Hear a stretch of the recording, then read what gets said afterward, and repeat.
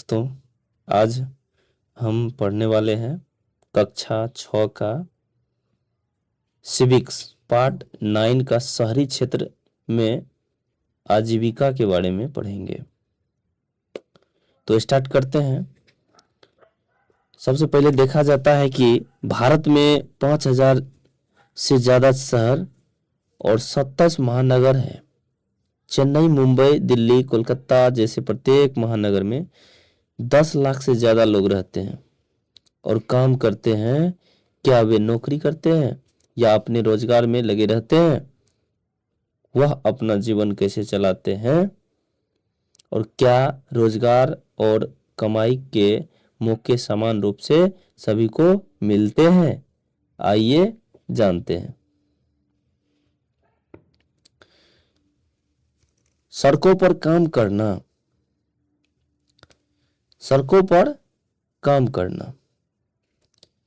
बड़े बड़े शहर और महानगरों में कुछ लोग सड़कों के किनारे अपना सामान बेचते हैं, जैसे कि सब्जी बेचने वाले, फुटपाथ पर फूल बेचने वाले, ठेले पर खिलौना बेचने वाले, नाई, मोची तथा ठेले पर कुछ सामान रखकर उसे बेचने वाले लोग। यहाँ लोग स्वरोजगार में लगे रहते हैं। उनको कोई दूसरा व्यक्ति रोजगार नहीं देता है, इसलिए उन्हें अपना काम खुद ही संभालना पड़ता है। वह खुद रोज यानी योजना बनाते हैं कि माल खरीदे और कहाँ कैसे अपनी दुकान लगाएं और बेचें। जैसा कि देखा जाता है कि अहमदाबाद के शहर में सर्वे में पाया गया कि काम करने वाले लोग 12% लोग सड़कों पर काम कर रहे थे तथा बड़े शहरों में इन फुटपाथ पर बेचने वाले लोग को यातायात और पैदल चलने वाले लोगों के लिए रुकावट की तरह देखा जाता है तथा पुलिस प्रशासन भी उन्हें अपनी दुकान नहीं लगाने देती है। इन व्यक्तियों को अपनी सुरक्षा की कोई सुविधा प्राप्त नहीं है। जैसे कि देखा जाता है कि बाजार में दुकानें की चर्चा किया जाए तो बड़े बड़े महानगरों में दुकानें की बात कतार लगी होती है। बड़े बड़े महानगरों में दुकान की कतार लगी होती है, जिसमें ज़्यादातर दुकान मिठाई और खिलौने, चप्पल, बर्तन, बिजली के सामान मौजूद होते हैं। यह अस्थायी दुकानें होती है, यानी निश्चित होती है, एक स्थान पर होते हैं। और देखा जाता है बड़ी दुकानें की बात किया जाए। बड़ी दुकानें की बात किया जाए कि बड़े महानगरों में या शहरों में बड़ी दुकानों मौजूद होती है, जिन्हें शोरूम कहते हैं या बृहत उद्योग कहते हैं। यह एक बहुत बड़ी दुकानें होती है जिसमें हर प्रकार के सामान उपलब्ध होते हैं, लेकिन यह छोटी दुकानें व फुटपाथ से थोड़ा महंगी होती है। इन दुकानों में जो माल आता है वो अलग अलग शहरों से, जैसे मुंबई, अहमदाबाद, लुधियाना, दिल्ली, गुड़गांव, नोएडा जैसे क्षेत्र से आता है। यह दुकानें अपने विज्ञापन भी चलाती है, जो अखबार, टेलीविजन और रेडियो चैनल में आते हैं। इन बड़ी दुकान में कुछ लोग नौकरियां भी करते हैं।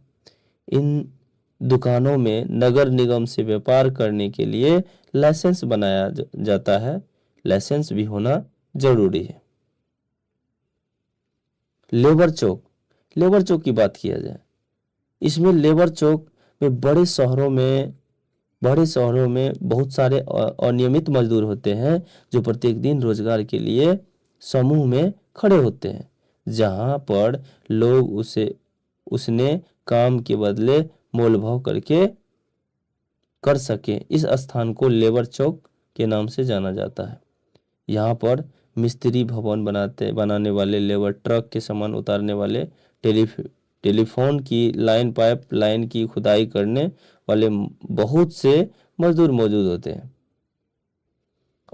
फैक्ट्री की बात किया जाए, यहाँ पर बहुत सारे मजदूर काम करते हैं तथा फैक्ट्री के अंदर अलग अलग विभाग बने होते हैं, जहाँ पर हजारों लोग नौकरियां करते हैं। फैक्ट्रियों में बहुत से मजदूर अलग अलग प्रकार की मशीनों पर काम करते हैं। इस प्रकार के मजदूर का वेतन अनियमित मजदूर से भी ज़्यादा होती है। तथा फैक्ट्रियों में कार्य करने वाले मजदूर सुबह 9 बजे से रात 10 बजे तक काम को पूरा करते हैं तथा सप्ताह 6 दिन काम करते हैं। रविवार को भी काम करना काम पर यानी जाना पड़ता है। अधिक समय तक काम करने के लिए इन मजदूर को अतिरिक्त वेतन भी मिलता है। फैक्ट्रियां से तैयार माल को बड़े बड़े बाजारों में बेचा जाता है तथा विदेशों में भेजा जाता है, जिसमें फैक्ट्रियां वर्ष भर कार्य करती रहती है। और आगे देखा जाए कि दफ्तर ऑफिस की बात किया जाए, दफ्तर ऑफिस जैसे कि शहरों में, महानगरों में बड़ी बड़ी कंपनियां होती है और इन कंपनियों को सुचारू रूप से चलाने के लिए बहुत सारे दफ्तर मौजूद होते हैं। और आगे देखते हैं, इन दफ्तरों में मैनेजर तथा सेलमैन जैसे व्यक्ति कार्य करते हैं। मैनेजर बहुत सारे सेलमैन को कार्य का निर्देश देता है तथा निरीक्षण करता है। सेलमैन का कार्य होता है दुकानदारों से बड़े बड़े ऑर्डर लेते हैं और उनसे भुगतान इकट्ठा करते हैं। इस प्रकार से बड़ी बड़ी कंपनियां अपने कार्य को नियंत्रित कर पाती है। इन दफ्तरों में मैनेजर अस्थायी कर्मचारी होते हैं। अस्थायी कर्मचारी होने के कारण इन्हें निम्नलिखित फायदे होते हैं, जैसे कि बुढ़ापे के लिए बचत। उनकी तनख्वाहों का एक भाग भविष्य निधि में सरकार के पास डाल दिया जाता है। इस बचत पर ब्याज भी मिलती है और नौकरियों से सेवानिवृत्त होने पर यह पैसा मिल जाता है। जैसे छुट्टियां,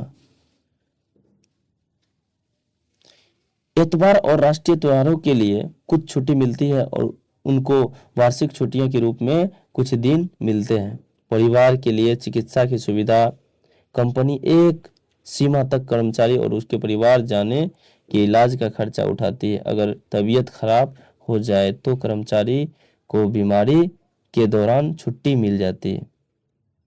शहरों में ऐसे कर्मचारी होते हैं, दफ्तरों, फैक्ट्रियां और सरकारी विभागों में काम करते हैं, जिन्हें नियमित अस्थायी कर्मचारी की तरह रोजगार मिलती है।